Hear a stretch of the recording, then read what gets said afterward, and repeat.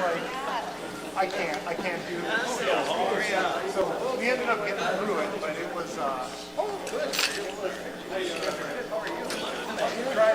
Like I said, I did right on. Yeah. Okay.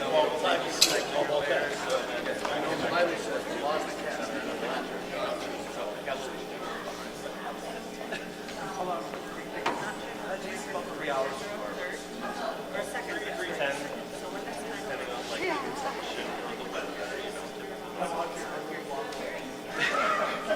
one day I went,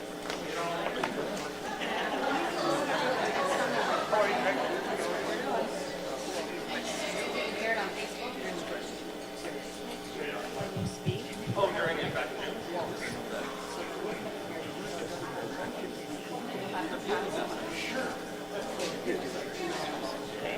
Thank you.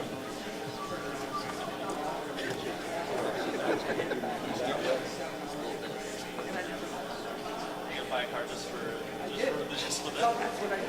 I got 69,000 miles on it. Yes, I believe it. I mean, my family, we always roll our schools around. Yes, you're gonna go through. I was just glad to see that the small businesses got the funding from FEMA, the special, that was crucial because I was up there also with Finland talking to Test, Bob and stuff, test, you know, test. bar Test. after the winter. You good, Darce? Oh, bad. Everybody?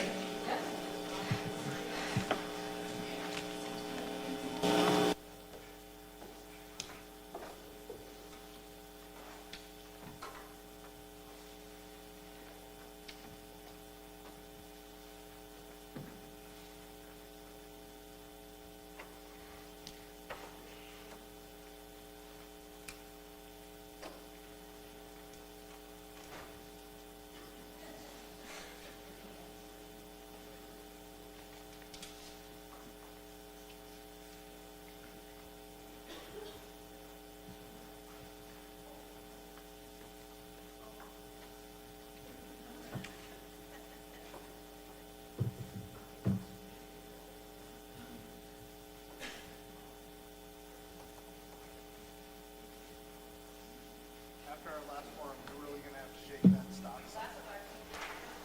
Yeah, just shake it. No flashing red light or anything? We had a flashing red light last time. Yeah. Laser pointers right in the eye. We get those big clocks they use at the presidential debates, ones that are like the size of a balcony or whatnot. Doesn't seem to help. Doesn't seem to help. No.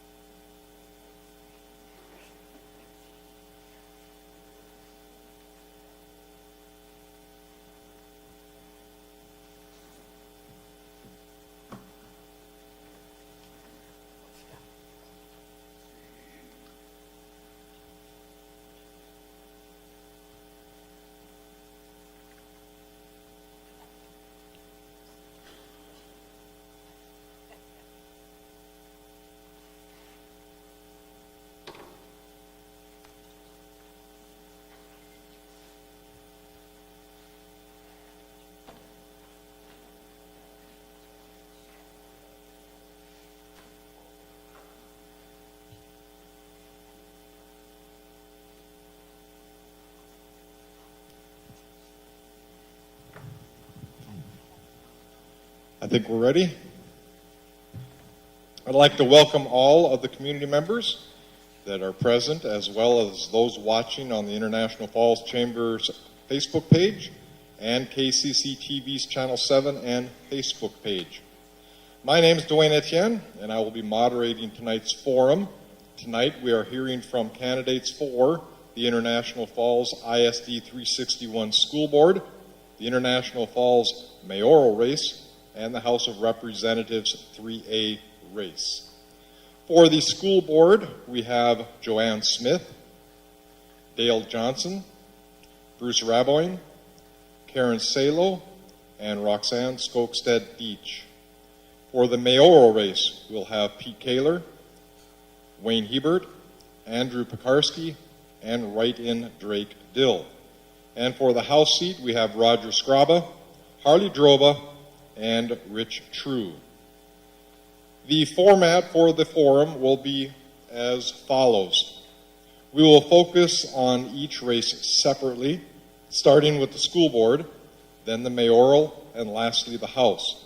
Each candidate has a 1-minute opening introduction, and then we'll proceed into the questions. They will have 1 minute to respond, and at the end, each candidate will have 2-minute closing argument to readdress any issue they'd like. We ask that all candidates and the audience respect each other's time with no interruptions. After the forum has concluded, candidates may stick around to personally visit with the audience to ask further questions. The International Falls Chamber of Commerce does not officially endorse any candidate or party affiliation, and all questions that will be presented were collected from local community members and businesses.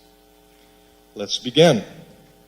First will be School District 361 board candidates, and we'll start with Joanne Smith, and then Bruce Raboyne, Dale Johnson, Karen Salo, and Roxanne Skokstead-Deach. I'll ask the question, and then each time I will ask of the next person in line so that everybody gets a chance to be first.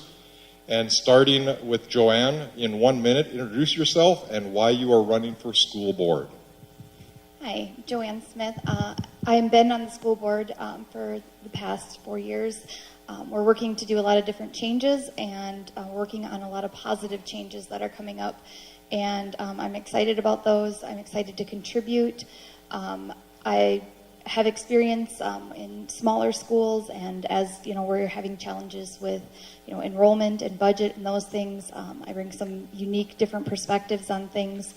So I'm excited to run again and to really see what changes and what positive things that are coming to our district. Bruce? Good evening. I'm Bruce Raboyne.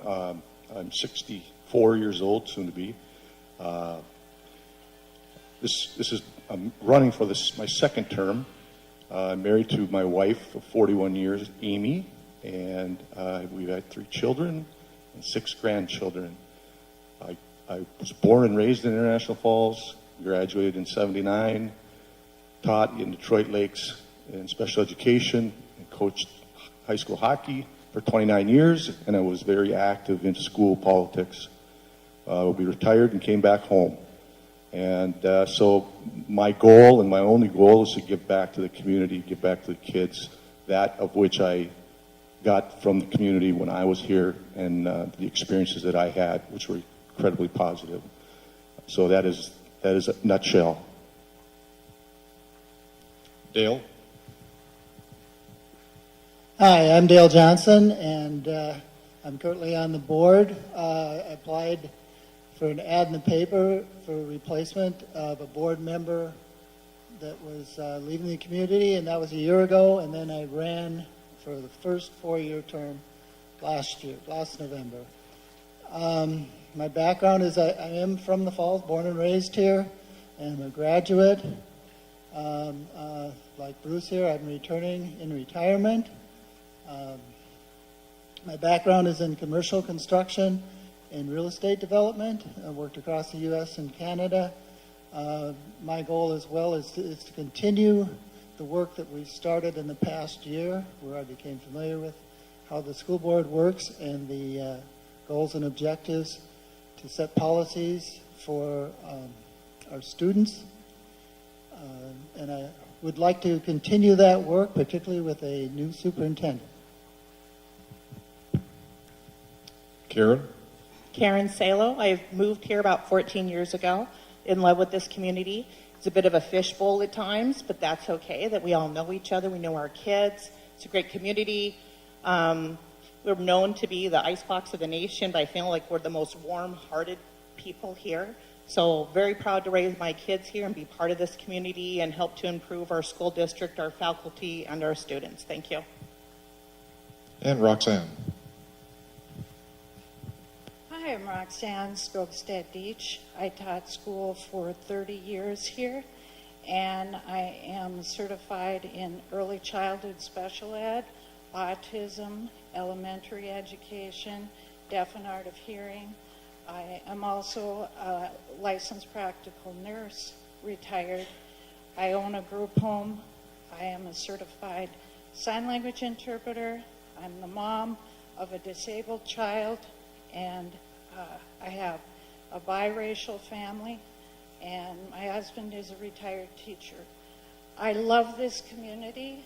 I'm the chair of the board. I've learned so much in what should be done regarding education, and I'm hoping to continue to help support our community and schools. All right, thank all of you for your introductions, and we'll go back to Joanne Smith with the first question. With declining enrollment, what do you think are the greatest financial challenges of the school district, and how would you propose to address them? Financial challenges, yes. We have a small district, so it's difficult. As enrollment continues to get smaller and smaller, we have to look at different things and cutting different things, which is not something that anybody wants to hear. But we are looking at making changes in a way that we don't have to cut the things that are important to education. And those are giving our kids opportunities in various different, STEAM, all those different areas that they will excel in. So it's a great challenge to face, and we continue to look at the budget. We continue to look at opportunities for grants and different things that are unique, but will help us get there and not have to have our children suffer in their education. Bruce? Unfortunately, the trend of declining enrollment has been happening for quite some time. I'm sure everybody's aware of that. It continues to do so. With each student that walks through the doors of our schools, they come along with money from the state. And so I'm very encouraged with the new hire of our superintendent, Beth Shermone. She's already started looking into that situation and how we can better that situation. As a board, we've discussed it many times, what kinds of things, trying to think outside the box, what kinds of things can we do. First of all, can we somehow get in touch with those students that are within our district but aren't attending? So it's on the radar. It's a deep, closed focus for us, and I have all the confidence in the world that we'll do a great job with that. Dale? Well, there's no doubt the school's been shrinking. The town's about half the size that I remember being here. And one way to counteract that is to increase enrollment by making the school more attractive to other kids. Kids these days have opportunities to homeschool, go online, go to other schools online. And we need to make the school more attractive, in my opinion, and draw those kids and make this a place where kids want to go to school. Karen?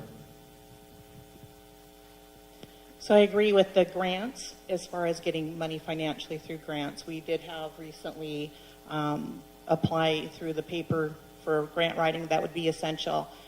For decline, I'm giving the children and the parents choices as classes and teachers, their support, maybe even asking what the parents are, why they're taking the kids out of school, that exit poll, how we can make our school better for our kids and their development. And finally, Roxanne. Well, I think we started by getting a really good superintendent who has been doing a lot to try to find out why we don't have all of the kids in our district that live in our district. We have 200 children that could be in our, more children that could be in our district, which would make a lot more finances for us. And so I'm happy with the changes that Beth Shermone has introduced with trying to get a lot of those open enrollment kids back into our district. I also think that the referendum will help us a lot because it will allow us to provide for a better way of educating our kids. We also have an array of skills on our board.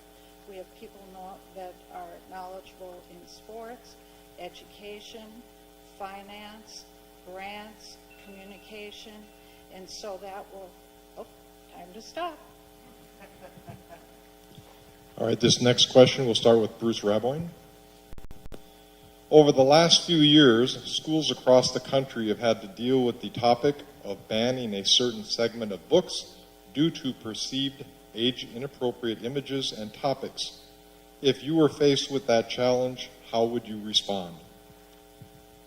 In my 30-plus years of education, teaching in a couple of various different schools, I have never encountered any of those types of books. I'm not saying that they're not out there and they don't exist, but if we start looking at banning books, of course, books have to, the things that kids read have to be age appropriate and they have to be school appropriate. But if we get into the business of banning books, I think we're going down a slippery slope and in a dangerous way. Dale? Well, I agree with Bruce that I don't think we should be banning books. The goal is to educate children and make things accessible to them. And as a board member, as a board, our duty is to set policies, not to actually get in the classroom. So I think as long as we have an appropriate policy and work with the superintendent, we won't have any issues with that. Karen? So yeah, not a fan of banning or censorship, but again, we can have things labeled better, or policy and whatnot, to have things still accessible per teacher or parent agreement. Roxanne? Well, again, as a teacher of 30 years, I never saw books that seem to be inappropriate in our school district. I think that teachers care so much about students that teachers would never encourage kids to be looking at material that they shouldn't be.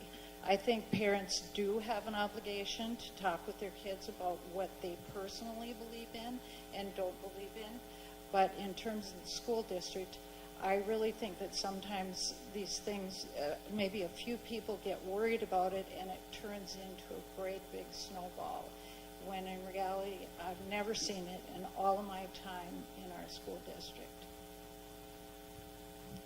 Joanne? Yeah, we have approved curriculums that we follow, and again, our teachers, like it's been said, do a really good job. And I think we've all at one point or another come across something that maybe wasn't appropriate in some way. But again, it's how do you handle that and how do you react to that? And, moving forward, what are the things you can do? Now, necessarily banning something in particular, I don't think that that's necessary. I've never seen anything like that with our district, and hopefully we won't have that issue in the future. But definitely think that, as we keep it in mind, teachers are aware of it, and I'm sure that they encounter many inappropriate things during the day and have to say, hey, it's kind of another educational experience that's outside of the education, book education, I guess. All right, we'll start the next question with Dale Johnson. This is a two-part question. You have 1 minute for each part of the question. What is your position on armed resource officers in our schools, and what investment will you propose to ensure the safety of students? Okay, we have not had armed resource representatives at the school. We just went through a training, or some of us did, the teachers all did, some board members, on Monday for a program called ALICE, which is a security program implemented in a lot of schools that we will be implementing this year. Beth Shimon brought it in. I think that will be adequate for our needs here. As far as security, that's one of the things that, and safety for the students is one of the things we outlined in the referendum. And we will be changing doors, making the buildings more secure. So access will be more difficult. It'll be restricted to people that need to be in the school, and other visitors will be screened before they get in the buildings. Karen? I grew up in California, bigger school with law enforcement on campus, and it's not a scary thing. They're there to get to know the kids. Like during our times in, we would talk to them and get to know them, and that's a good face and to feel safe. As far as having drills for our kids, I know it sounds scary to have kind of a lockdown drill, but it's important. Like we have tornado drills. In my day, it was earthquake drills in California. So the more drills you have, it's less scary that it is. And we have a great law enforcement community with Border Patrol, Sheriff's, Police Department. And when there's something bad that happens, they're here. So to have those faces familiar with the kids, to have that confidence of what to do when something scary happens would be important. Roxanne? We had a discussion a number of years ago about increasing the number of hours of having police officers inside our school district. And at that time, we had determined, as much as we would love to have it, we didn't have the funds to be able to do it. So we now do what we can with the funds that we have in terms of having the resource officers there. During our ALICE training, we were told about how our police officers come in and out of the schools, so kids see them all the time, so they're not afraid of them.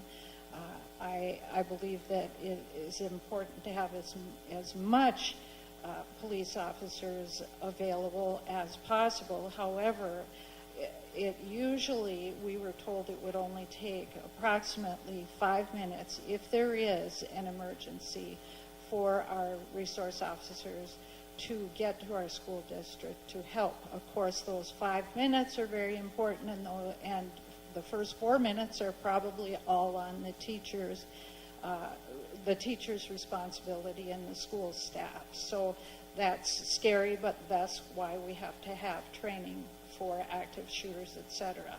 However, having the police officers in the building as much as possible, I certainly support. Joanne? We did do I'll say a trial run of having an officer in the school for a period of time, a resource officer, and it was one of the best experiences that I could even imagine. The kids absolutely loved it. They had a connection. The person that was in the school did an excellent job. There was even an incident, and he was right there and took care of it. To me, I think that we should look for, if it's programming or grant funds or something, to have a resource officer in our school. I think it's important, especially with all the things that go on nowadays. And they would also help with maybe attendance or disciplinary, and helping alleviate some of those, difficult problems, and give kids another person to talk to. So I really think that we should continue to look into that. I know that funds weren't available, but again, it's something that we should continue to look at. Investing in safety is extremely important. I have a child in the school district, so to me, 5 minutes is too long. I would want somebody right there as soon as possible. Minutes can save lives in any situation. Our referendum is going to help with some of those structural safety issues, but we are putting programs and plans and policies and communicating with using ALICE, which is the same system that the police use, our hospital uses. So we're all communicating together and we're all working together to have a plan moving forward so that we can make sure that our kids continue to be safe in our school district. Bruce? I'll just echo what the rest have said, and I'll tell you that I've experienced it firsthand. In Detroit Lakes, we had Alice. It's a fantastic safety program. It's well laid out for staff and for kids. We also had an SRO, the school resource officer, and that was another positive experience. And as was stated, it's not only for the safety of kids and to help teachers with behavioral issues and more serious issues. It just helped to develop relationships between law enforcement and staff and students. So all these things are good things. And the referendum should help us with this. So thank you for voting yes on that. Okay, the next question is quite lengthy, and we'll start with Karen. The school district partners with PBIS, which stands for Positive Behavioral Intervention and Supports. The organization helps schools integrate the SEL framework, commonly known as social emotional learning. From its website, their stated mission is to improve social, emotional, academic, and behavioral outcomes for all students. Its work is rooted in prevention, centered on equity, and based on human-centered science. However, in our district, at the end of the 2024, only 34.9% of the students met the minimum standards in math, 45% in reading, and 31.8% in science. Cumulatively, this is down an average of 4.44% from 2021. Numerous parents have claimed that their child's education has been watered down due to the centrality of equity and equal outcomes and less emphasis on class academics, teaching methods. As a school board member, how would you address those parents' concerns? I think since we have now breakfast and lunch available to every student every day, they're getting that food in their system. That helps with their ability to learn and be here every day. As far as we do have programs to help with math, science, English, to help with that standard for those kids to kind of catch up. What I'd like to kind of see is even for those kids who aren't just struggling, who are maybe even mastering our science or English, be able to excel in those programs too. One thing that we also need more help with is the mental health of our kids and helping them with their social skills. Because again, kids are being pulled out for English, math, science, but if also we could help enhance their social group, they're being able to handle peer pressures and whatnot. That's how we can help our school district and our kids. Roxanne? Well, things are different nowadays. They're different than what most of you people have ever experienced. Oh, I'm supposed to talk louder. Things are different nowadays. They're different than what most of you people have experienced in schools. There's a lot more issues regarding interaction between children and teachers. And so there's a big need to have things like PBIS, things like helping with mental health services. What we want to produce out of our schools are successful citizens, and that means not just being able to excel in science or math or reading, but also to have the proper abilities to interact with other people appropriately. And the assessments are only a snapshot of what students can do. Thank you. Joanne? Yeah, we have like a tiered programs, like was mentioned. So children will have extra help in school with certain subjects. Mental health is huge, and I think that our social media and all the extras that we have kind of coming in is a huge part of that. And so I think it's great that at school children can set the phone down and get away from that a little bit and interact person to person. After school programming is another thing. I came from a very small school, so it surprised me that we don't have a lot of after-school programming here when we have tons of other opportunities. I did write a grant years ago for the 21st Learning Center program, which was a large grant that would be before school and after school programming for students, and then it would also help with childcare. So, because parents obviously go to work earlier than 8 and are at work later than 3. So I think there are some opportunities for us to expand on that. Bruce? PBIS is it's a positive program that identifies positive behavior, good behavior, being respectful, and rewarding those students for those situations or for those times, and to encourage that to happen more often. And then periodically there's a school celebration to celebrate that, all those kids, and so it's a positive thing, and it helps with social emotional learning. It helps with friendships. It helps with teacher student relationships. It's just overall a really positive, or a really good program. Dale? I believe we have an obligation to educate all our students, regardless of their abilities, and to make it an equal footing for all. Students learn differently today. Maybe they always have, but we have more opportunities to teach them now in group settings. It's one of the things we're going to do with the referendum is change the school from the design from 60 years ago to the way students learn today.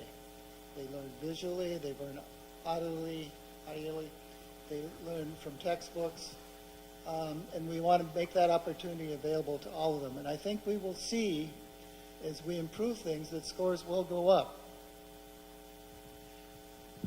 And Karen? You started? All right, we got one more question. We'll start with Roxanne. What do you feel are the top 2 priorities in this district, and what are your plans to address them? Well, in terms of education, of course, we always want to improve all of our curriculum, but I have full confidence in our administrators who are constantly looking at the types of curriculum we should be using and trying to improve on how we're doing it. It's amazing what people don't know when it comes to how schools are run. I think it's always good to have a couple of teachers on a school board because they've had the experience to know how things are run and how much effort is put in by teachers and administrators to try to improve teaching skills. So that's one of the things. And the other thing is what we're focusing now on is leadership skills. So that's why we want to do a lot of small group learning activities in our schools, because we have to stop. Joanne?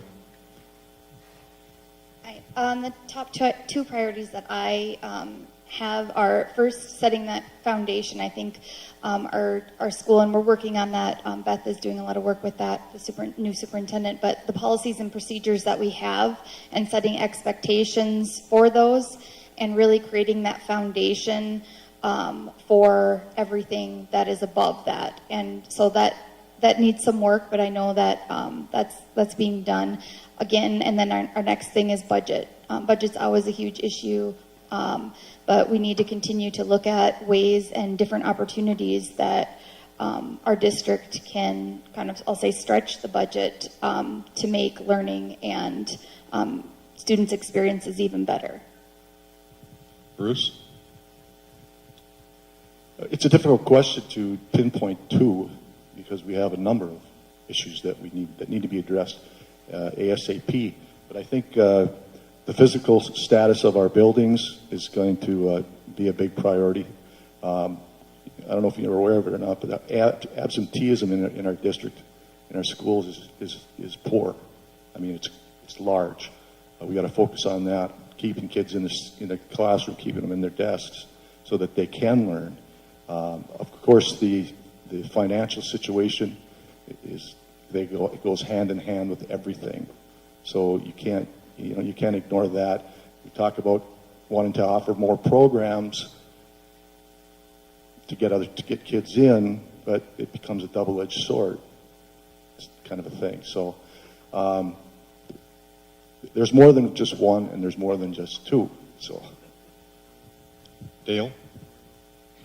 Well, I think our number one concern is our students, obviously, and we want to make sure that they have the opportunity and the tools they need to succeed and to become a contributing member of the community, or to go wherever they want and do whatever they want in life. Secondly, I think we need to make the school more attractive.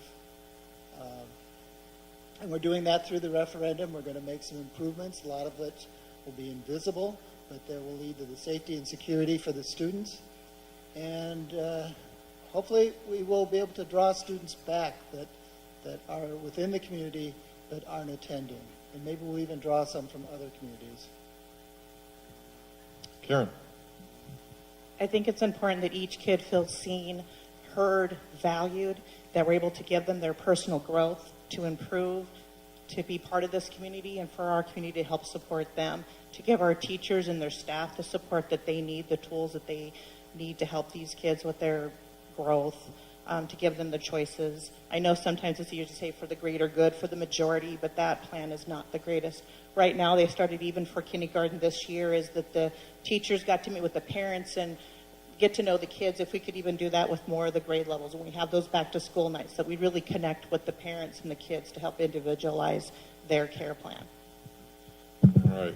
Karen, just go ahead and keep the mic, and we'll just go right down the line. In 2 minutes, give us your closing statements. We discussed so much. I think that was part of it. It's just that for all the incumbents, for the board to still sit here and want to be part of this school board says a lot. They're not frustrated. They're not just dropping the mic and walking away. So that's to be applauded, that this community has that support for the school, for our district, and to be part of that and part of this community. I'm just very fortunate and would love to continue with this change and seeing us just be the best version that we can be. Well, like I said, I've been on the board for 1 year. I got some experience, I got exposure, and I got to like it. And I would like to continue the work that was started last year. Last year was a lot of changes with the referendum, with the change in the superintendent, other things at the school. It was a big learning experience. I would like to see the school grow. I would like to see the community grow, and I think growth of the community can be led by the schools. If we become a premier education district, then we will draw more people to the community and all be better off for that.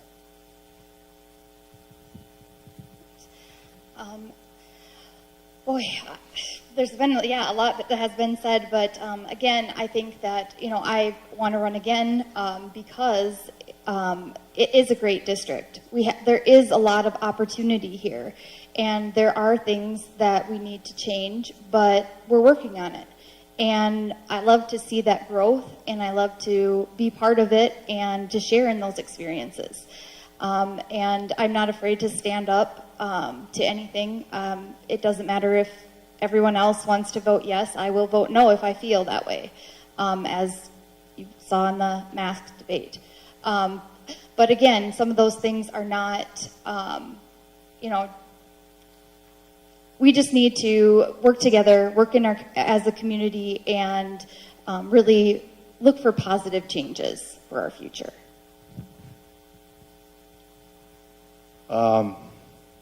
Well, in transparency, I was wondering if I want to do this again. But then I also believe in the cliche. It might sound cliche, but you can be part of the problem or you can be part of the solution. So I choose to be part of the solution. But we can't do it alone as whoever's up here. We can't do it alone. We need all of your support and everybody that's not here tonight. So thank you for being here, and please continue to support our schools and our kids. Thank you. Well, after work, I don't know how many years I've been on the board now, but it's been really great, and I continue to learn. And to think about the people that are on the board currently, I appreciate each and every one of them. I don't know if you watched the last board meeting, but Jessica Crosby just really showed her skill in terms of finances. We've got people like Joanne, who does a lot with looking into money and grants and that kind of thing. Dale is looking at innovations. Tony Corby is always so knowledgeable about sports. Bruce is so knowledgeable about sports and education. I feel like I'm quite knowledgeable about education, and I've learned a lot this year in terms of how to more appropriately run public meetings and fair labor practices. And so I think in terms of what you have a wide array of skills right now. And I think that we're just doing a great job. I think we do a good job together. And so I'm hoping to run because I want to be a part of this great group. All right. Thank you, candidates, for the ISD 361 School Board.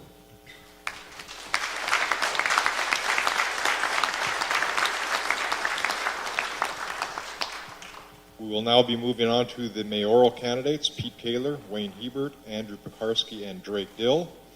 Again, the International Falls Chamber of Commerce does not officially endorse any candidate or party affiliation, and all questions presented were collected from local community members and businesses. Starting with far left here, which would be Mr. Pekarsky. In 1 minute, please state your name and why you are running for mayor. Firstly, I'd just like to say, all glory to the Lord God Jesus Christ. That is the most important thing in the whole world, is God. So I just want to thank everyone who's here tonight and everyone who's watching at home. I'm sorry. All right. I was born and raised here in International Falls, Minnesota, and I've been here in this community my entire life.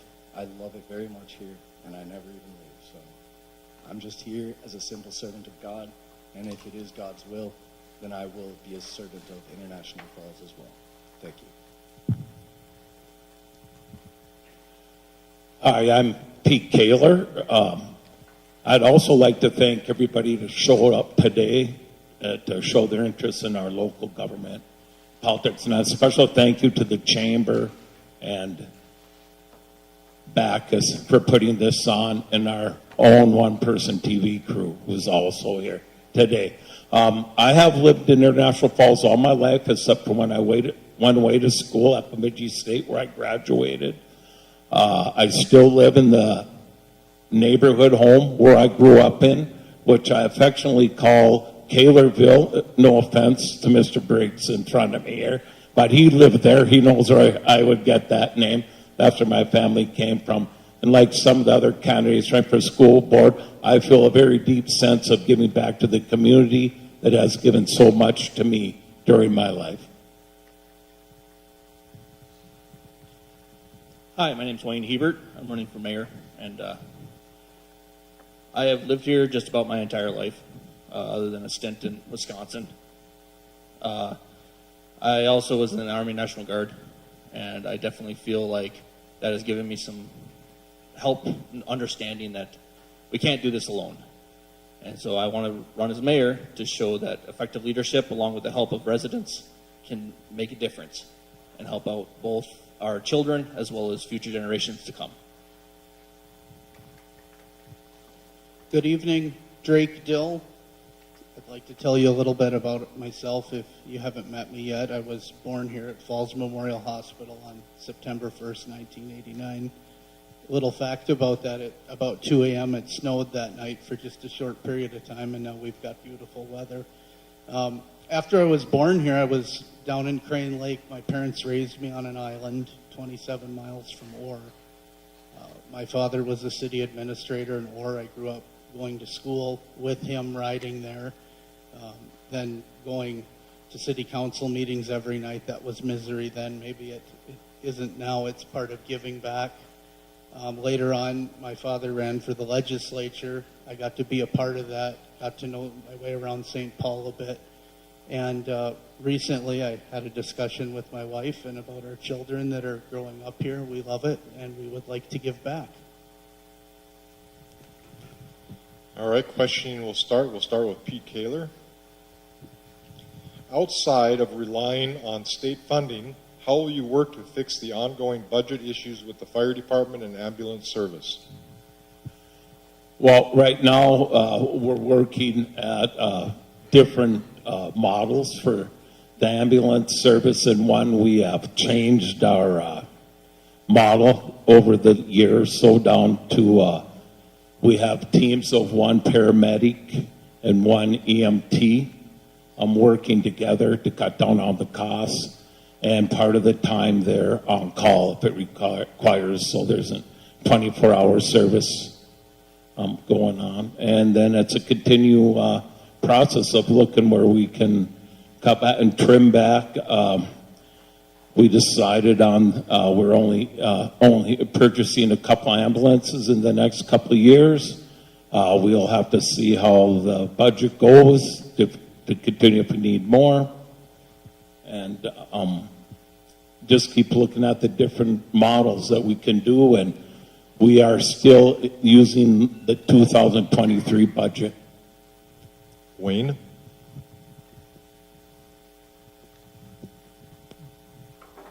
With the situation that's going on with our ambulance system, we really do need an ambulance system, and I understand that cutting costs is something that does help out the taxpayer and everything. But at the same time, I'm honestly believing that we still need an ambulance system as well as a thoroughly trained team. And so, to cut the budget, yeah, but we have to find ways to actually help finance it more than actually cut costs on the ambulance system. Andrew? So I believe that many of the taxes that people are paying are going towards things that are not necessarily imperative to this community.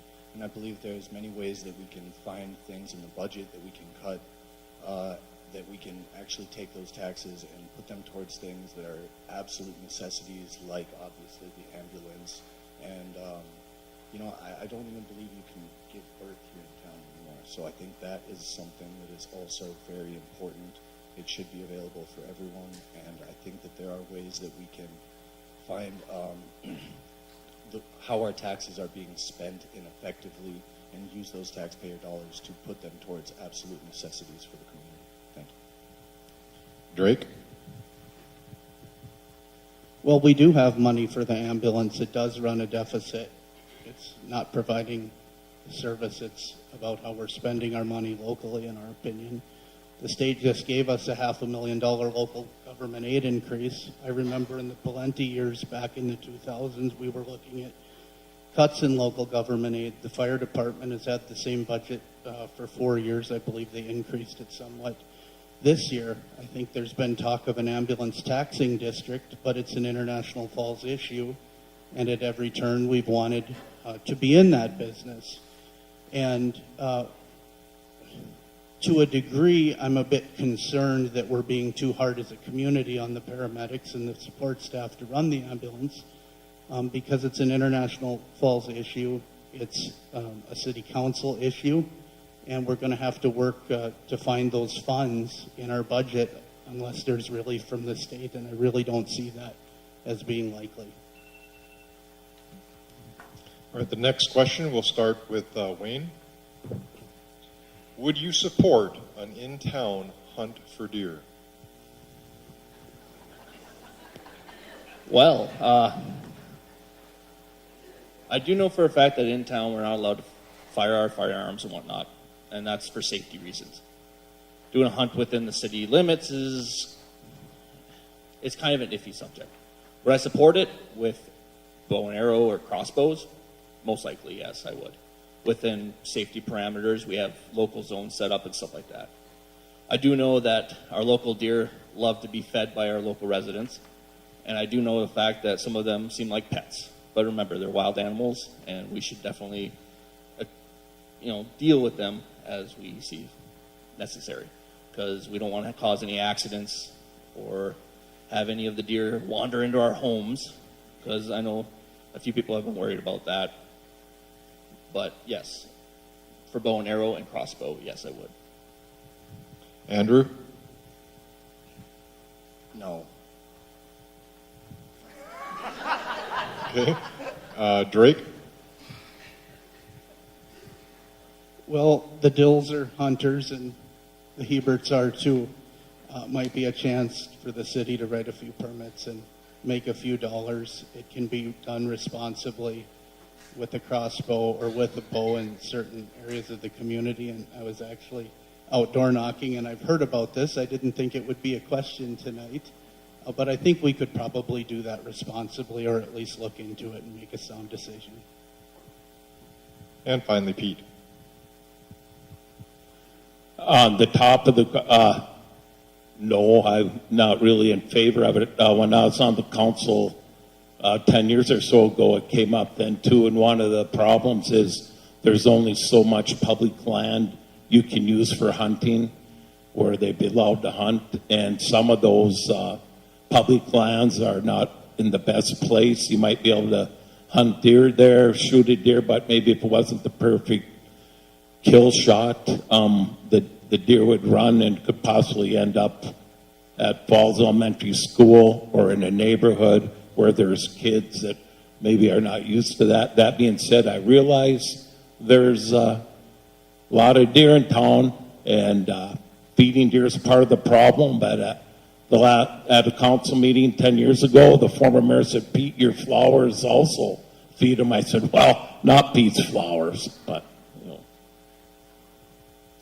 All right, the next question will start with Andrew Pekarski. It's a two-part question. You'll have 1 minute for each part. The City of International Falls is in a joint powers agreement with Coochiching County for the International Falls Coochiching County Airport. Currently, the model is that the City of International Falls funds 50% the local share, and the county funds the other 50% of the local share. Due to the fact that the city residents are also county residents, they are taxed for the airport on both of their city and county portions of taxes. This forces city residents to pay well over 60% of the local share of the airport, when the City of International Falls only occupies roughly a quarter of the Coochiching County net tax capacity. Do you believe this funding model should be readdressed to ensure city residents are not disproportionately funding the airport? And secondly, do you believe the airport budget should be subject to cuts like other city departments or appropriation? Absolutely, the taxing should be changed on that. There is no reason why the citizens of International Falls, Minnesota, should be taxed. The 60% you said when they're 25% of the district, that makes no sense whatsoever. I understand that the airport is a valuable commodity, but I do not believe that it is a complete and absolute necessity. I believe that those tax dollars can go towards things that are much more important and much more valuable, things like education, obviously the hospital ambulances, things like that. I just believe that there is no reason at all why the taxpayers of International Falls, Minnesota should be taxed at such an alarming rate for something that I don't believe they think is an absolute priority in their community. Thank you. Drake? 2 parts, 2 minutes. 2 parts, 2 minutes, 1 minute for each part. Okay, regarding the joint powers agreement, city and county with the airport, I think that's probably the strongest economic development agreement ever signed between city and county. During 2021, 2022, 2023, the airport ran free of charge, essentially, other than $60,000 contributed by the city to it. The city share should have been $1.65 million, and the day the money ran out, the free money, the city didn't have it, and they went in the back and they made the choice that they wanted out. That agreement provides $28 million to our local economy, 200 jobs. I'd compare that to Voyageurs National Park, 2 counties, 4 gateway communities, $19 million. Moving on to the budget cuts, actually I'll go back to the tax capacity. I don't know that I agree with that, because although the county's tax capacity is higher, they're mandated to pay for services by state law that the city is not. So they probably have less usable tax capacity in their levy to do what they want. In terms of the budget cuts, there was apparently a loophole in the agreement, and the city's been using it for leverage against the county. I think it's part of a problem that is probably systematic in other parts of the community with the way that city governments run. So in terms of the budget cuts, I just hope that as a community we know what we actually own. Pete? Yes, well, I am a current member of the city council, and this last budget cycle that we did, we had unanimous agreement that that we would fund 40% of the operating costs instead of 50%, and this will go on along with the second part is we also said we were not going to fund the increase for this year of the airport because all our other departments had to tighten their belts, and most of them did a very good job at doing it instead of we just getting this is what it's going to cost this year. We believe that they should have to tighten the belt a little bit too. I agree, it's very important to our community. I don't know about the jobs that it creates, but I know it creates jobs and people come here. It's very important. But I do not believe it is fair that we paid roughly 60%. And to break it down, last year, International Falls paid $433,050 of the $702,932 allotment that each entity was supposed to be given. And if I'm not mistaken, the free money Mr. Dill was talking about was COVID money. And I don't think the county was, or the city was the only one that took advantage of that without having to pay. But like I said, I do agree it's important. We just think that we need to maybe not have to pay as much. Like one of the other gentlemen up here, that's money that could be used some other services that we also are required to provide. Wayne? I also agree with the fact that it's not fair that the city residents pay double for the most part on this. I definitely think that budget cuts should be included in this. Some of that money, as stated, could go to other services. I mean, the airport just got a renovation. It's standing tall. It's doing well. So there should be some budget cuts to handle other essential services, like our ambulances or even our police force. I definitely would say that the airport is important to us, with both flights coming in with tourists as well as being able to leave here. As a resident, I've used the airport quite a few times because it's a lot easier than driving 4 hours to Minneapolis going through traffic and everything. So I appreciate having this airport here. Thank you. Give the mic to Mr. Dill, please. This question is for candidate Dill only. How will you navigate the potential conflict of interest of being part of the Airport Commission and also part of Einerson Flying, who benefits from the commissioner's funding? I wasn't aware that that was the procedure for the debate tonight, but I'm happy to answer it. I didn't write them.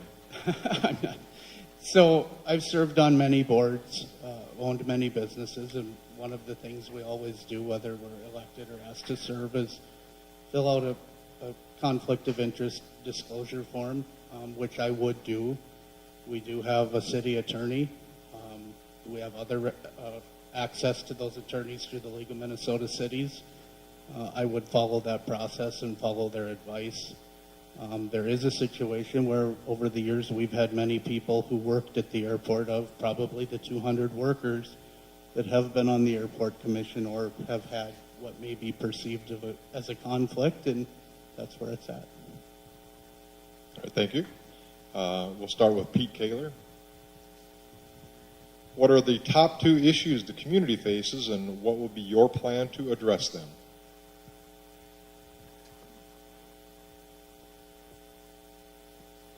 It was already on. Top 2 community issues in our community. Well, everybody's going to tell you that we need to create more jobs, which I agree, and economic development.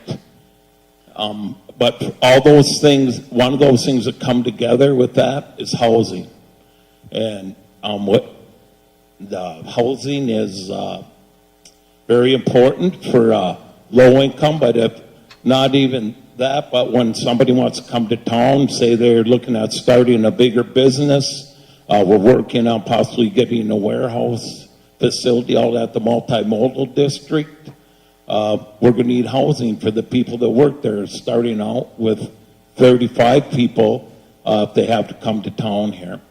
And one of the things the city is doing is we're starting, we just signed an agreement with the company and decided to do a preliminary scope of work for some site development. Wayne?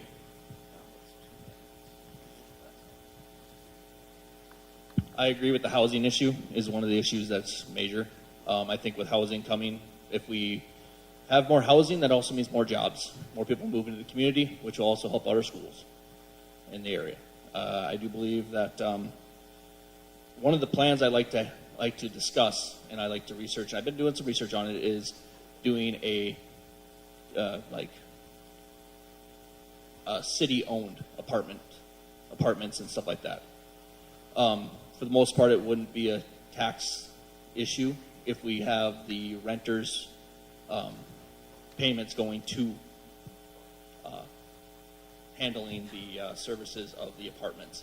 It would also bring in some money for us as well as workmen and everything else. I also believe that infrastructure is another thing. I see our roads are getting flooded every single time it downpours. I'm hoping that we can handle some sewer issues with the county, working with them to get this fixed so that people aren't running through the streets and everything else like that. Andrew? So I think the only 2 answers here are industry and infrastructure. I've had the pleasure of speaking with many community members, and many of them, all of them, are talk about the roads, the situation of the roads in town. We have terrible roads all throughout town, and yet we're spending money on a roundabout that is nowhere near town, or just outside of town, I should say. But I don't think anybody wanted that roundabout, and I honestly believe it's going to cause more problems than it solves. It's a serious cost to the taxpayers, a cost that could have been used to repair the already failing infrastructure. I believe that we need to bring more industry into this town. We are dwindling as a community, and if we can find ways to bring more positive,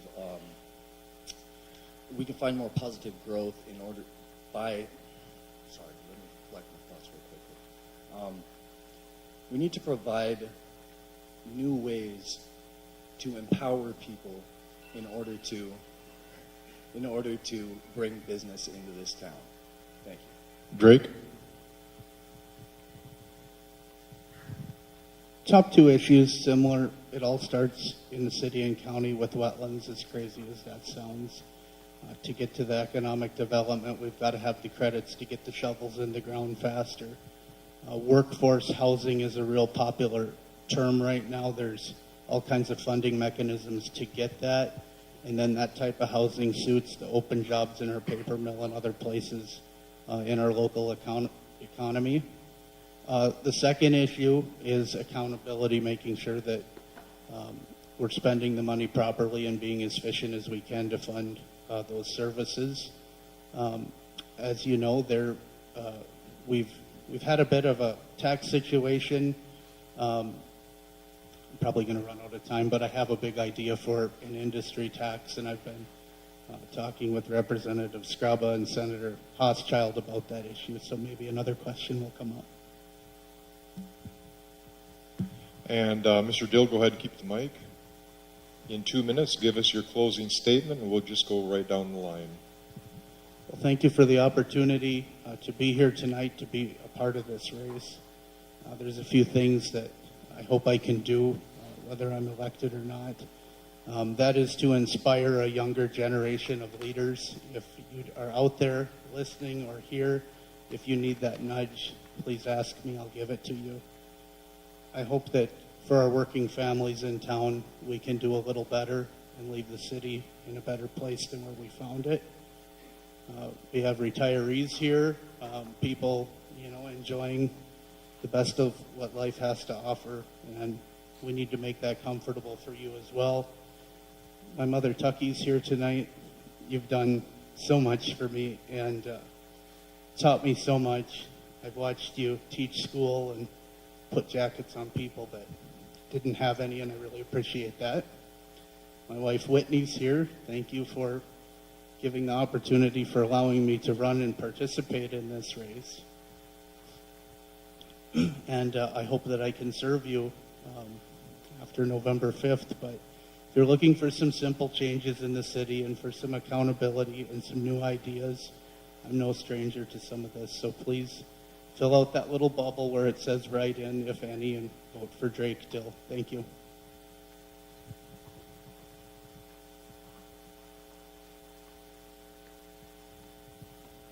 I want to thank the city for allowing me to grow up here.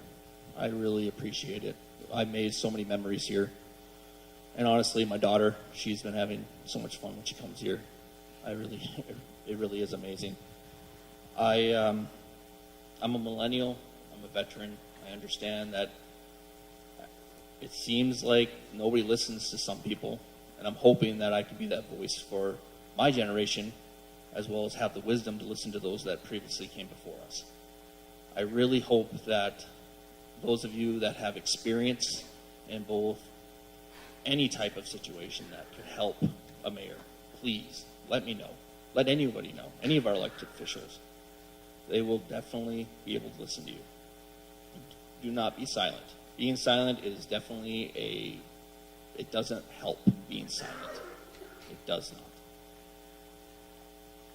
I really want to make sure that if I become a mayor, that we can collaborate with both our residents as well as our neighbors to make sure that we make this place amazing, even better than what we have it, and have our kids enjoy a life that we could only dream of when we were children.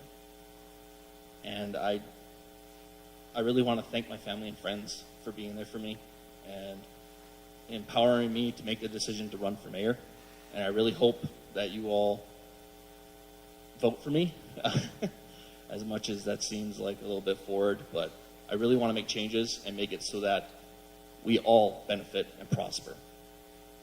And I will definitely listen to your concerns or whatever you may think or have an idea about.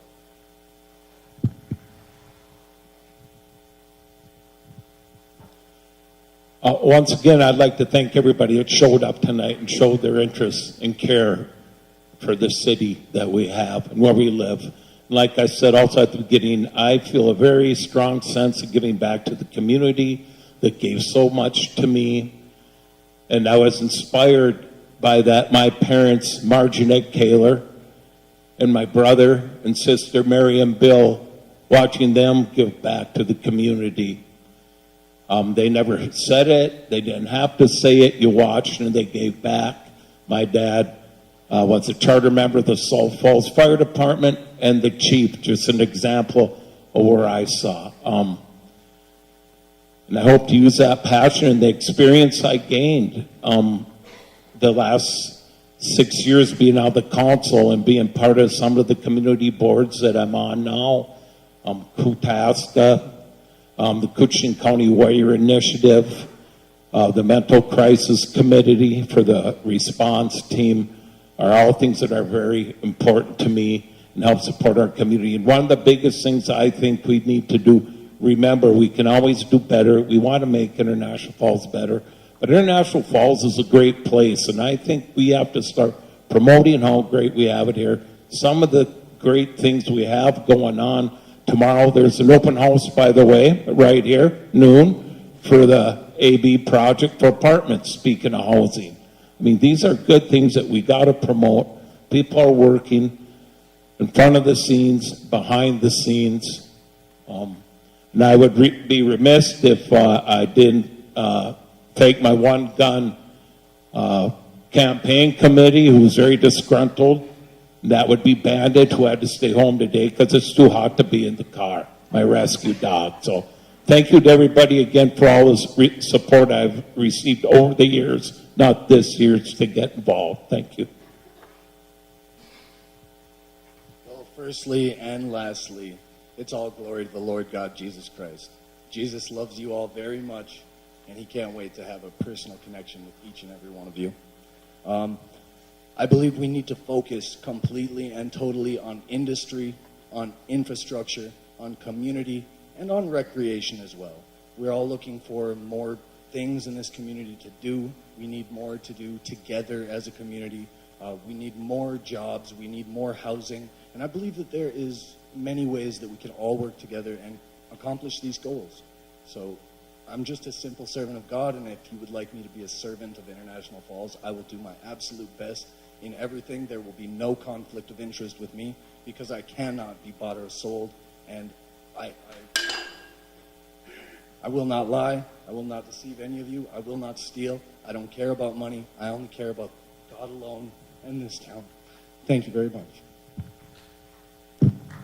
Your mayoral candidates for International Falls.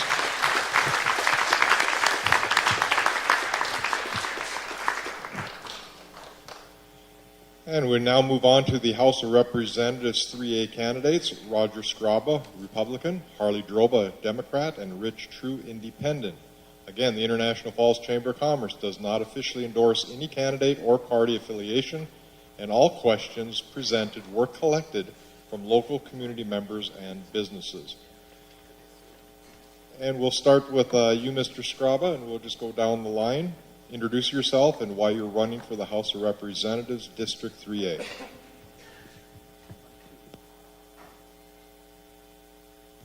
There, check.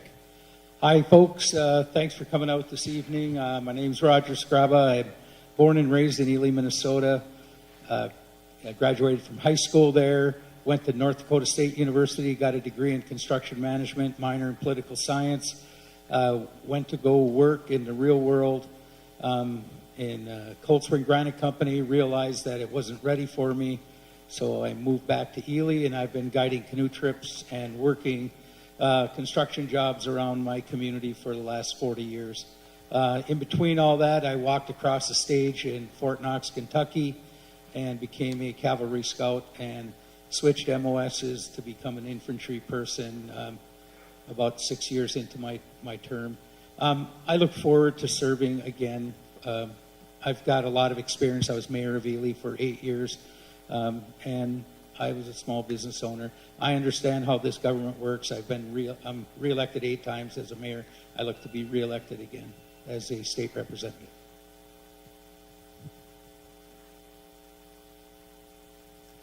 Hey everybody, Harley Droba, International Falls resident. My wife and daughter came and watched me on this stage 10 years ago when I first ran for city council. I did it at that time because I thought I could help. In the time that I was on city council, I learned from some really great people, and I was put into the role of mayor 5 years ago. I was appointed into that role, and we started tackling the infrastructure issues in the city, which were brought up earlier. And it absolutely killed me that I didn't get to answer some of those questions. Anyways, the reason I'm running right now is we are struggling with ambulance, and that's one of the questions that came up for those folks. We need to have intervention with the state. It is not something that can just be fixed at the city level. That's my number one focus, is making sure that we have adequately funded ambulances and we have access to rural health care.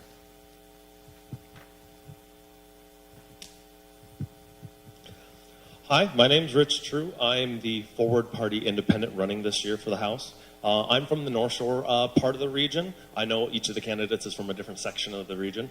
Now, I went down to school down there, so born and raised, to Arbors High School. But then I went to college over in California, where I did quite well. I've had experience being inside unions and working with them. I've been an restaurant consultant. And then just before the pandemic, I became a digital media product manager. So I have a vast set of unique skills that would be very pivotal in bringing change down at St. Paul. Beyond that, other experiences I have is setting up a student faculty government at my college, founding the Forward Party here in Minnesota, which hopes to be a full party next year, as well as various committees on neighborhood councils in the Los Angeles area, as well as here locally. And besides that, I would just like to say the reason I'm running is to end the duopoly and give people better choices and have it be a government and procedure that reflects the people and not the parties that control them. All right, thank you very much. We'll start with Roger Scraba. Question: what rural health care issues do you see in our area that you would like to address? We, if you're a member of getting supplemental insurance from Health Partners, I can remember there's 2 of them that you can no longer go to Essentia for. Everyone got their letters. It's interesting because they came to us at the last minute saying, is there anything you can do as a legislator to help? And there's really, not right now, we can't. What I'd like to address in rural health care is, and I don't know if I want to use ambulance as part of rural health care. It's part of it, but we need to look at each community, and if it cannot sustain itself, if it cannot pay for it the way it is, then we need to look at and discuss and talk about how can we make a single payer work in certain communities. We have to figure out how to keep our health care in our communities. Harley? We struggle throughout this district. It's 11,000 square miles of 3A, and we're struggling everywhere to be able to have access to health care. And when I talk about health care, I'm not just talking about dialysis. I'm not just talking about labor and delivery. I'm also talking about optical and dental. We need to have options because we have folks that are driving from Grand Portage down to Duluth. That's 2.5 hours. Sounds familiar for the people here in International Falls to have access to these healthcare needs. And as for rural ambulance, yes, that is very important. It is how we have ALS service. It's how we have BLS service and get our folks from International Falls to the next level of service. It is so important because that's how we are going to be building our communities, is making sure that people come in, they want access to rural health care, they want access to education, and they ended up want housing. And that's what we need to focus in on. Rich? So like was said earlier, there's a lot more specific sections that are not always addressed when it comes to healthcare in the rural areas. This could be attributing to needing more mobile outreach for people that don't always want to come in and get preventative or primary care for many different reasons that are personal to them. I do believe that we need more of those mobile services in the area so that we aren't utilizing EMS services as a primary care rather than only for emergencies. If we can take care of our people, have a better standard of living for them, healthier living, I think that would go a long ways to having a holistic approach to medical in the area. I'm not going to sit here and say that you just can't do anything because the Fed won't do reimbursements or we need a drastic universal health care overhaul, I think, in this country. But we also need to, be specific in our approaches for vets versus seniors versus the LGBTQ plus community, and also making sure we have access to drugs that are affordable in the areas. If we can subsidize the airlines, we can subsidize EMS. Roger? He started. Yeah, we're gonna. Well, no. Let's start with Harlan. We, Ready? New question. Oh, good. I'm so excited. Similar though. Oh, okay. What measure would you support to help people address mental health issues across the age spectrum? Ooh, that is a good question. So it actually came up a little bit when we were talking about education. Mental health is in the schools, and it ends up being social media. It is a whole host of things, and the more rural you are, the more likely it is that you're going to need to have mental health services. We need to make sure that that the state is providing access, providing services to make sure that communities in rural areas have access to mental health. Whether it's Northland Counseling or somebody else, we need to make sure that they are funded, and we need to come up with a game plan on how to make that happen. Now, I'm not in the legislature, so I don't know exactly how we would do that. That's working with both sides of the caucuses, working across the aisle, and trying to come up with solutions for rural Minnesota. So without knowing the exact answer to it, I just know how important it is for the folks in rural Minnesota. Rich? So mental health, in my opinion, also includes people within the neurodivergent community. I come from a family that has a couple of younger brothers that are autistic. I myself am neurodivergent. I have a high level of ADHD. That medicine is a lifesaver, and you know, when you don't have access to those types of things, it leads to increased suicide rates, depression, etc. Obviously, I can sit here and say that you can, or we need to reduce the stigma around mental health. We've been saying that for a few decades, and I think it has been getting better. But it's also one of those super deeply personal issues that I think with telehealth, not that saying that solves all problems, it makes it easier to reach people individually, safely, securely, and just so that other people don't feel like they're watching, you know, somebody go through something. If somebody wants to keep it completely private, cool, but, you know, making sure that we never make people feel isolated so that we can, you know, it makes us a better community when we're all connected. And Roger? You know, mental health is a really big issue, and the whole district, the whole state, the whole nation.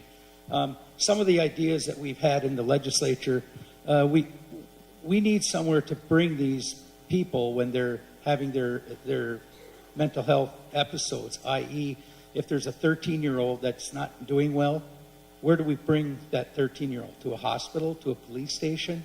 You know, the state of Minnesota is woefully unprepared. We were going to build a new mental health facility for youth in Moorhead. I came before our capital investments committee, and I'm like, how much and where? I'm all for it. Let's do it. Let's build 5 of them in the state. Let's find somewhere so we can start dealing with this issue. One of the issues we have is we have police officers and health people dealing with mental health and not the other kinds of health. So we need to figure out how to start maybe a different type of policing. All right, for the next question, we'll start with Rich.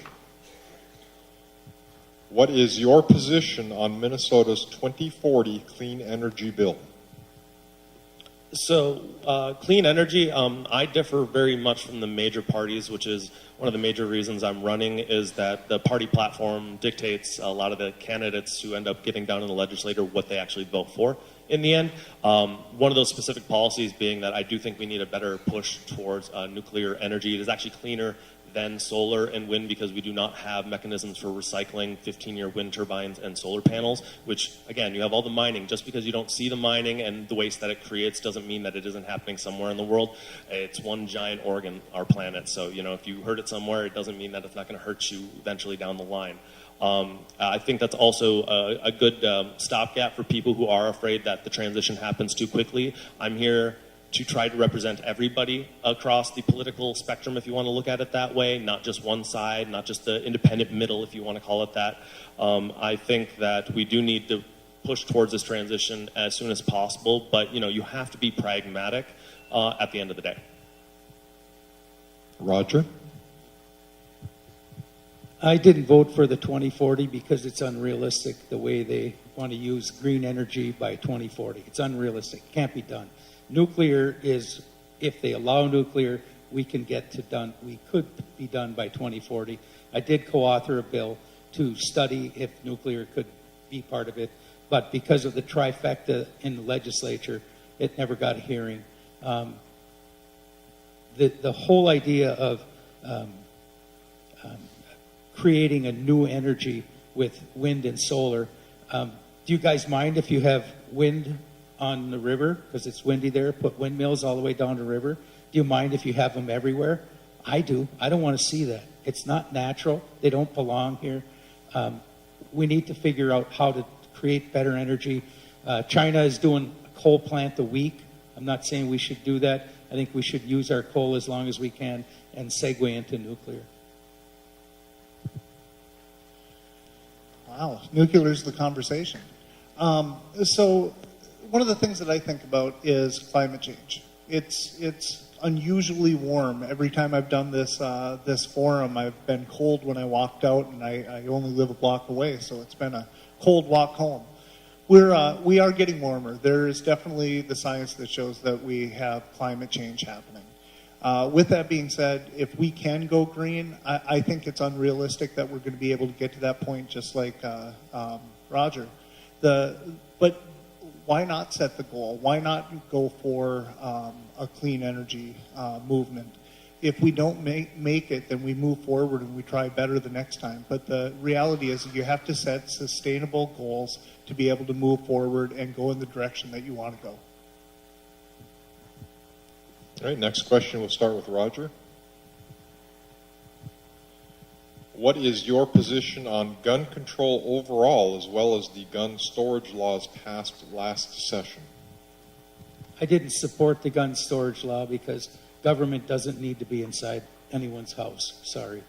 Gun control, there were two bills that the legislature went through, and I would have voted on a red flag law where it allows people, if they're having mental health issues and they're your friends, and you call a police officer and the police officer says yes, and they go to a judge and the judge says yes, we're going to take his weapons away, I would support that. I don't have a problem with that. Straw purchases, like if someone buys a gun for a person who commits a felony, the person that bought the gun should be tried as a felon. I would support that. There were two bills just like that I would have supported, but the Democrats tied in other gun control issues that don't belong in our gun control world. So I didn't vote for those, but I'm open to see where we can go. I want to help stop gun violence. That is something I will work on. Harley? Can I just ask a quick question? It didn't pass. It passed the House, but it didn't pass the Senate. Is that correct? The gun storage law that was just said that it was passed. I don't believe that went through. Anyways, I don't want to use up any more of my time on that, but I would agree. I do struggle with people having to make decisions in their own home. I don't believe that you should have them locked and loaded and ready to go, but I do believe that gun owners should be responsible, make sure that they're in your home, you know where they are, and to try to make sure that if someone was to come into your house, that they're put away.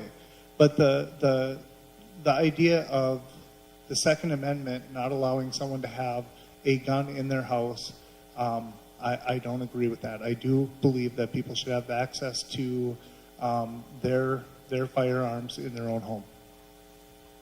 And Rich?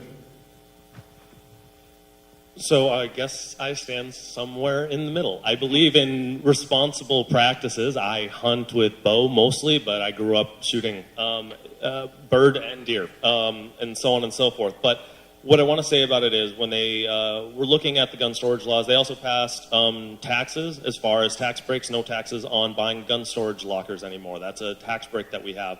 I'd like to see more approachable solutions like that. That doesn't solve the issue at the end of the day. I believe that you have the right to own a gun, but I do think that just like when you're in your car, you should have good storage. Your car is private until it's your private property. You know, cop can't come in there until they get a warrant or they have probable cause. So if you're going to treat it one way in a car, you should probably treat it the same way at home. The fact of the matter is they're super easy to use. You have to protect children. You may think it's unfathomable that your child may accidentally touch your gun, turn off the safety.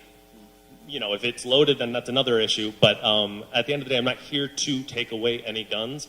Responsible ownership is responsible ownership. So either increase the education or something along those lines. And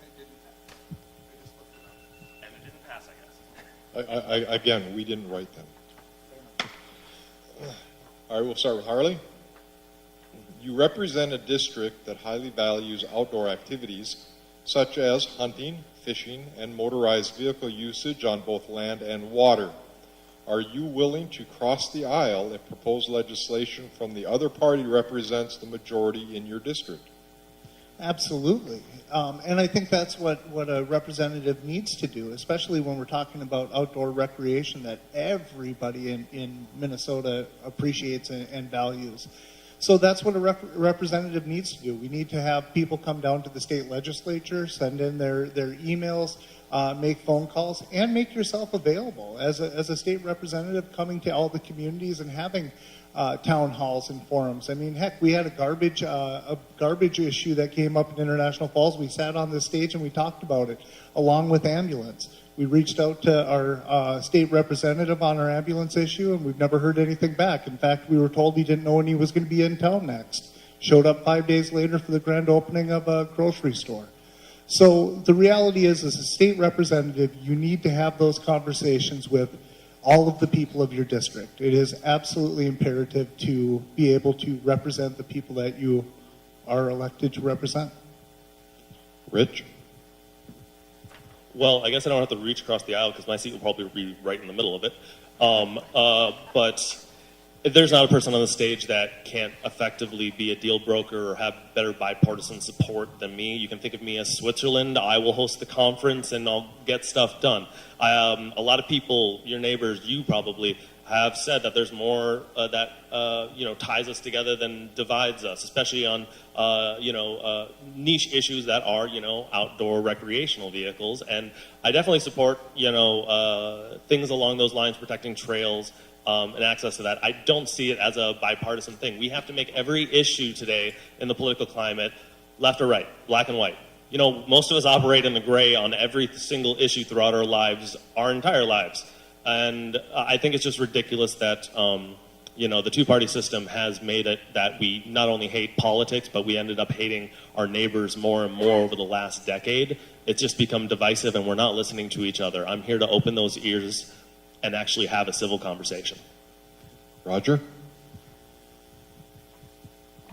That's what I did for 2 years across the aisle. I worked with Senator Hochschild, a Democrat, with Representative Liz Lagarde, a Democrat, on bills that supported our communities in our district.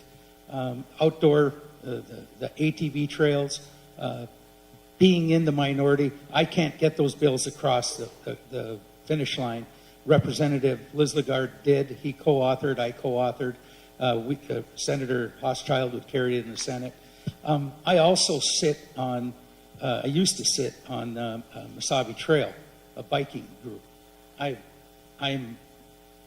Both sports. I don't care what sport it is, whether it's motorized, non-motorized. We're trying to help solve the problem at Voyageurs National Park by changing the language in our bill, saying that frozen water is still frozen water. It's water, not land. The federal government wants to claim it's land. So those are the kind of things I support. Those are the kind of things that I do. Okay, the next question will start with Rich. Currently, there are no abortion restrictions in the state of Minnesota.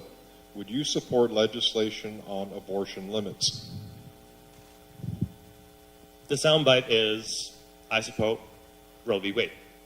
There were some limitations within that, if people are not super familiar. And I debunk the whole notion that, we're killing babies after they're born and stuff along those lines. Restrictions in the very slightest ways towards late-term pregnancies, But it's kind of a non-starter conversation for me in the fact that it should be a choice first and not a restriction first. You know, we're America, land of the free. It should be the freedom of choice at the end of the day. And then a choice between you and your doctor, and then mental health professionals if you are suffering from something during your pregnancy. You know, though you can't just make a law and stop it, just ban it, you know, no conversation about it. I think blanket bans are actually bad and counterproductive to legislation at large. Yeah, I'll just leave it there. Roger?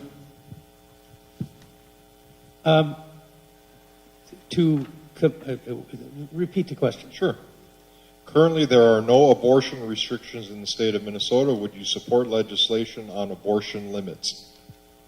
I would support taking the 9-month. I would have. It's too extreme what they did. I don't think it's right. I think it sends the wrong message. I think it happens. I think there are times in our society where a woman giving birth has to change that.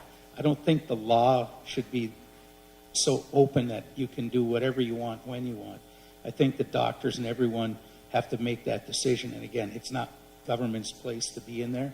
I think that's between the doctor and the patient. But I would support, you know, taking that extreme off and work on a smaller limit. Still supporting it. And Harley? First of all, I want to be very clear. There is no law in Minnesota, or no law in the United States that says that you can abort a child after it's born. That is absolutely ridiculous. Secondly, I don't think anyone wants to have to make that decision. I don't think that any of us in this room should make the decision unless you're in that position with you, your loved one, and your medical doctor. Now, do I struggle if a child could be born at viability? Absolutely. I don't think that is right. But I also think that we do have safeguards in place in Minnesota that if someone is, if a child is born in late term or not born, if there was going to be an abortion in late term but the child would be in viability, that it would not be able to happen. But again, if someone is injured, if there is an emergency, I don't want that to come between the doctor and the mother, expecting mother. I really think that it comes down to a doctor and their patient. Thank you. Next question, we'll start with Roger. Minnesota's permitting process has led to businesses choosing to expand outside of the state. Those who invest here face greater uncertainty and lengthier timelines than other states. Will you support sensible environmental regulation reforms that protect the state's cherished natural resources, yet also produce timely and reliable outcomes for businesses that want to locate, stay, and grow here? Yes. I mean, yes. Senator Hochschild's working on permitting reform. I'm working with him. We have to change the way. No one should go 30 years, 20 years, 10 years for permitting. That's just wrong on every level. We're working through a permitting issue right now with helium pulsar. We're going to be meeting with the DNR first part of October, and we're going to have a conversation where the royalties are going to go. We're setting the new law up. So we're going to try to get that permitting through. I did work with the Friends of the Boundary Waters Minnesota Environmental Partnership. I got them into my office. I said, could you guys please support this so we can get something in Minnesota? They went back to their membership and leadership. They ended up testifying in favor of the helium project by Babbitt, between Babbitt and Two Harbors. So, yeah, I think we have to change the way we permit in Minnesota. Harley? So, show of hands, who got the flyer that I am a horrible person or dark days are coming if I get elected? With that being said, Roger did not send that out. That was a independent expenditure. He did not do that. But one of the things that it said in there is that I'm stifling business. One of the things I said at the forum that we did in Silver Bay is that I didn't support permitting reform. And what it was is I didn't understand a couple of things. And First time ever being on the campaign forum and having a conversation. Yes, we need to have permitting reform. I met with Twin Metals. We had some great conversations about the situations that they have. I'm going to talk fast. Situations that they have and how long they've had to go through their process before they can find out whether they can move forward or not. Yes, Minnesota needs permitting reforms to be able to make sure that we have businesses in our communities to move forward. Rich? So what I will say on the issue is that when you're going to be issuing permits or starting the process, not moving the goalpost, not dangling the carrot, and leading on companies. Now, I have no affection for Twin Metals. I don't think they're a very good company, and they were going to be sending a lot of the profits out of this state, processing in other countries, and it's not even owned by a U.S. company. Not Pulsar, sorry, that's helium, which I do support, because it doesn't have a big environmental risk factor to it, or a spot on the 5-acre lot, basically, is all they need. But the other company, I think it's Glencore now. They've changed their names a few times over by Babbitt, the other one. I do highly support that effort, being near previous mining sites, that they're also going to help clean up things before they actually ever start putting their first shovel in the ground.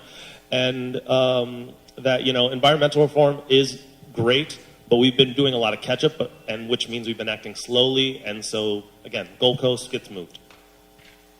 All right, next question. We'll start with Harley. Numerous mandates have been put on businesses in the state. What is your position on the Earned Sick and Safe Time mandate and the Paid Family Medical Leave Act that is coming January of 2026?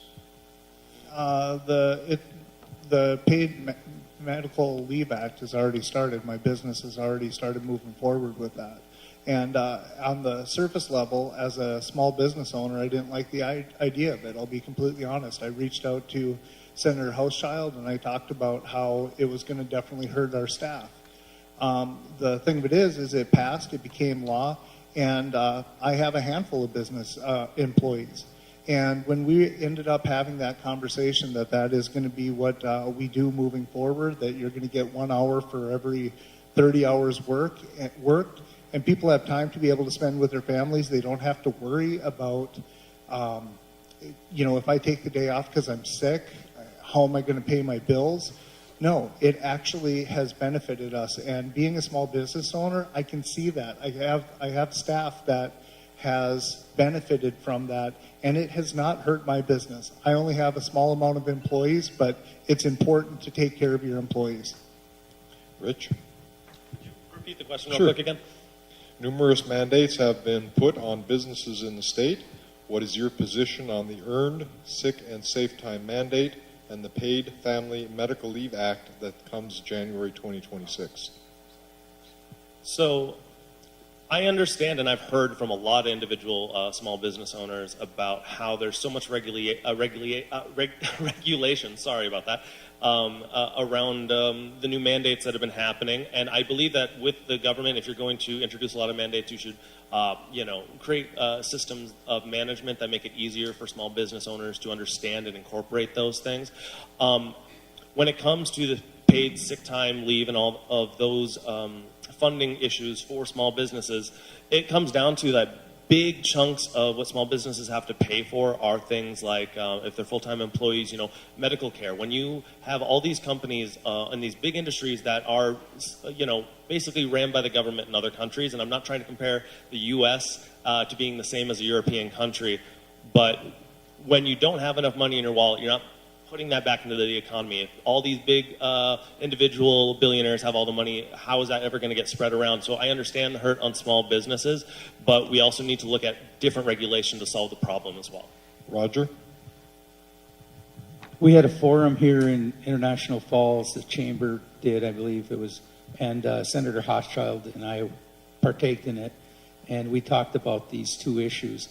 And some businesses in this community, the Earned Sick and Safe Time, employees are using it as their personal days off.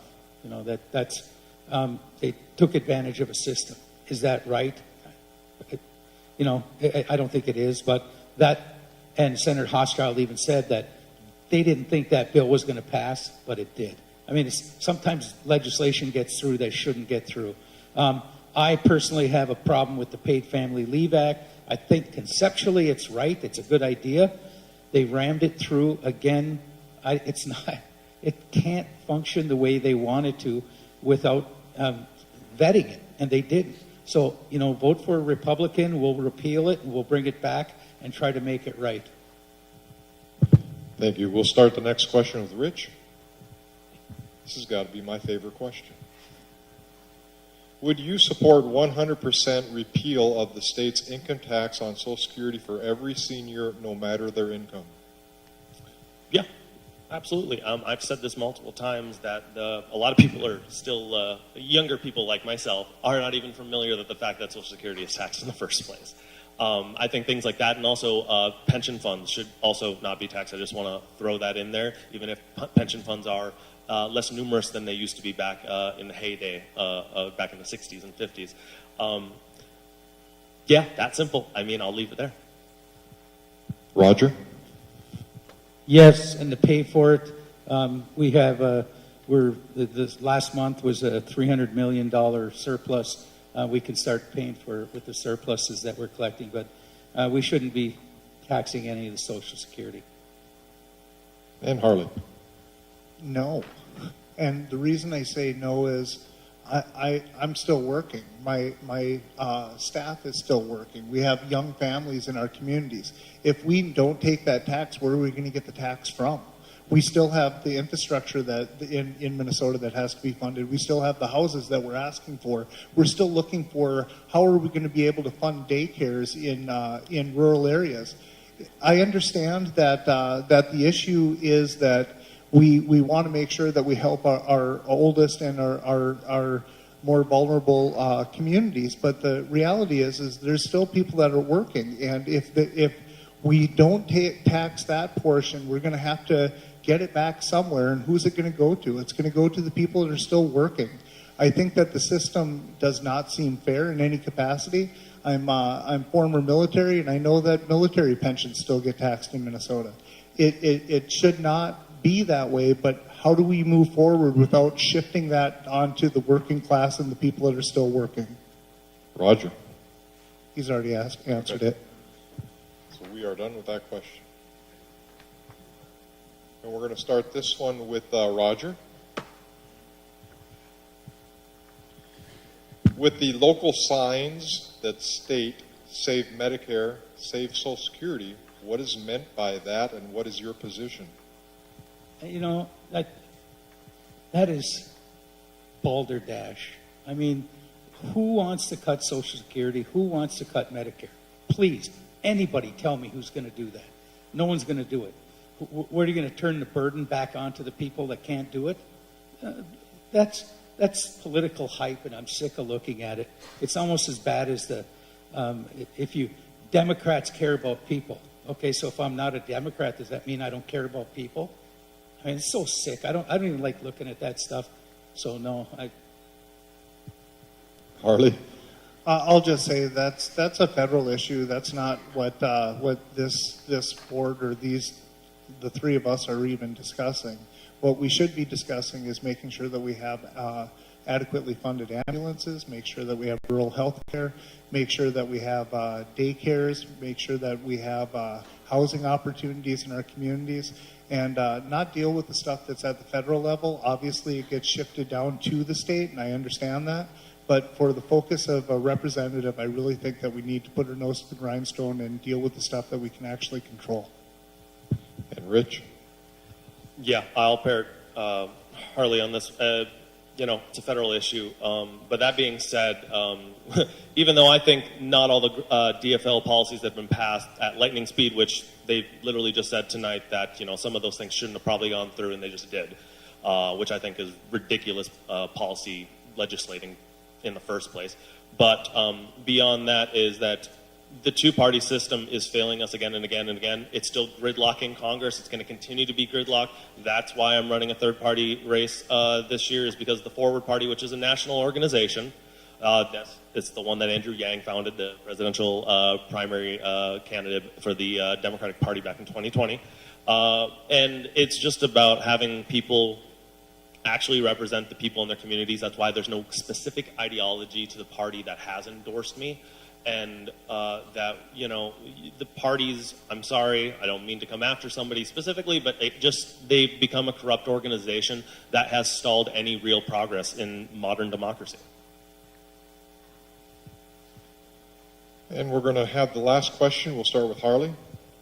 What do you feel are the top 2 priorities in this large district, and what are your plans to address them? Well, I may have said this earlier in the night, and if you didn't hear me, my first issue is making sure that we have access to health care and adequately funding our ambulances. One of the things that a lot of people don't understand specifically about ambulances is it is not deemed an essential service at the state level. If it was deemed an essential service like fire and police, there would be additional funding that could come to our communities. Right now, the reason that we are struggling as a community and other communities are struggling is because, as we're talking about ambulance, International Falls is 6.6 square miles or very similar to that, and we're servicing 1,000 square miles of people that don't have to pay for the service. That's people in the county, it's people in Rainier, and we need to have real reform that allows the communities that are servicing the greater area to be able to get funding, because we can't continue to subsidize Medicare, Medicaid non-payments. Rich? So I guess the theme of my campaign, even though it's very broad, is innovation for greater Minnesota. What I mean by that is, you know, things like Harley did say, just, you know, took a lot of the things I wanted to say. You know, first responders, EMS, that needs to be a public entity. I said earlier on the matter that, you know, the airlines, you guys have to pay for the airport, but, you know, the airlines that come into it, they get federal subsidies because they make zero profit on those flights whatsoever, and that happens to all regional airports that are not international airports throughout the country, and it just sucks money out of the federal government. Whereas, so if we can do that for private companies, why can't we just, you know, take the ambulance service away and just make it a public entity that doesn't have to be for profit, which brings down the cost?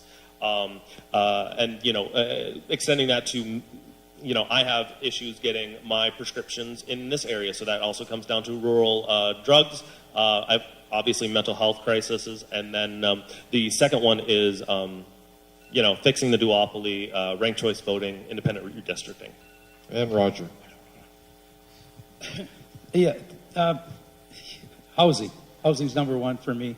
I think we get housing, the jobs, and folks can come, will attract youth. We're working on it right now. The legislature passed a fair amount of dollars to move around the state and rural areas. The biggest challenge is that DFL controls the House, and a majority of the DFL is the metro area, and they control the dollars, and rural doesn't get its, in my opinion, its fair share. The DFL had total control, and the ambulance issue, we brought it up many times about what Harley brought up. It should be an essential service, and nothing, crickets. We can't get it through. I don't know why they won't see it that way. But I also want to work on rural health care in the sense that we have to figure out how to co-op, or we have to do something. Grand Marais is going through a big issue right now, and I applaud them for working. Big Fork, International Falls, Ely, Cook, Silver Bay, we're all trying to figure out how to do more with less. All right, Roger, go ahead and keep the mic. In 2 minutes, give us your closing statements. I spent 2 years in a totally lopsided legislature. I thought I did pretty good. I have a CPAC rating of 68, which means I crossed the line a lot. I voted with Democrats on a lot of issues. A lot of issues are germane to this district, and that's why I voted with them. I'm not afraid to take those chances and support you and your diverse communities. I believe I did a good job. I want to go back and do it again. I learned a lot. I can't tell you how much I learned. I don't have more than 2 minutes, but I also look at my role as a former mayor, a former city councilor, a former planning zoning administrator, chairperson. I get where we are in our communities, and I think I can represent you at the legislature. I think I've done a good job. I want to continue to do a good job. And I look forward to serving you folks again after the election on November 5th. And I would sure hope if you'd vote before or during or after, not after, during. I was going to tell you to vote more, but that's not funny anymore. But I appreciate everyone's thoughts and a lot of support from the community. You folks have been very generous. I really appreciate what's going to happen in the next year. Hopefully the Republicans will create a divided government and we'll win the House and we'll be able to have fair legislation again. Thank you. Harley? Yeah, so I started off with 10 years ago. I sat here as a candidate running for city council. I became a mayor, and in the time that I've been mayor, we've addressed a lot of our infrastructure issues. We went through a global pandemic, which we ended up working with a couple of hotels. We ended up giving them tax abatement to allow them to come into our community. That has been a stepping stone to be able to have contractors come in that have been able to work on getting us 2 new gas stations, a new grocery store, and tomorrow we're going to be opening up the first apartment complex in International Falls in 50 years. The thing of it is I can't do anything about the rural health care challenge at this level, and the most important thing for me is making sure that we have ambulance. When my daughter was born 17 years ago, she ended up having to take the ambulance out of International Falls. She was born in our district, which children can't be done anymore. And number 2, she ended up taking the ambulance to save her life. We can't do, we still have ambulances, but we're actually having conversations about changing from ALS service to BLS service. My daughter might not be alive today. We're 17 years down the road, and we're struggling more in a community that has grown. We have people coming into our community. We're building hotels. We're building stuff, and we're struggling with healthcare. That's why I'm running this race. That's why I want to be in St. Paul. Please go to my website, harleydroba.com, and I would greatly appreciate your support. Vote before or on November 5th. Please don't vote more than once, and don't vote after November 5th. And Rich? Not to bore you with numbers, but 52% of Americans identify as independent. That's the highest it's ever been in modern history. And then beyond that, 70% of elections are just completely uncontested. So the original reason I even considered running this race was the fact that everybody kept telling me they didn't want to vote this year. This was back in February, January, because it's Biden and Trump. We have 2 people up here that have supported each one respectively. I never have. I think never Trumper if you want to say it. The reason that people feel disenfranchised is because the system hasn't changed. If you keep electing the same people that are offered to you in a primary, and the people that vote in the primary are the same 8% of the electorate who end up voting that always vote in those primaries, you're going to keep getting the same people that the party endorses. It's a corrupt, broken system, and it won't change until you make it change. Like I said earlier, my main platform issues are around rural services, attractive amenities to bring people to the area. None of these things will change until you get people to the area. That means housing, but the number one issue with housing is getting construction companies into the area to do them. Let's create cooperatives with people in the area, funded and helped with the government to organize these things to build housing locally. We can do it. It's not really that difficult. We just haven't had innovative ideas down in St. Paul in many, many years. I want to fix that part of our democracy. No more of these half measures that just prove, that was wrong. Well, if you only do a half measure, it's going to look like it failed. So let's fully fund real ideas, not future ideas. Let's just make up the difference that we've been plateauing on for so many years. It's been going down since the 80s, in my opinion. Retention and growth are crucial for the area and just the quality of life at large. There's not another candidate on the stage that also understands the urban-rural divide. I'm here to support it, not just come with urban ideas when I had my time out in California, and have that open-minded, solution-oriented. Candidates can speak for days on parroting the problems that you're well aware of. Let's have holistic, new approaches to things. Ladies and gentlemen, that is it for the evening. This is your House of Representative 3A candidates.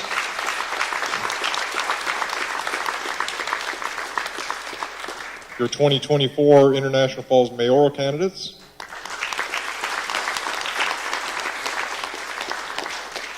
and your ISD 361 school board candidates.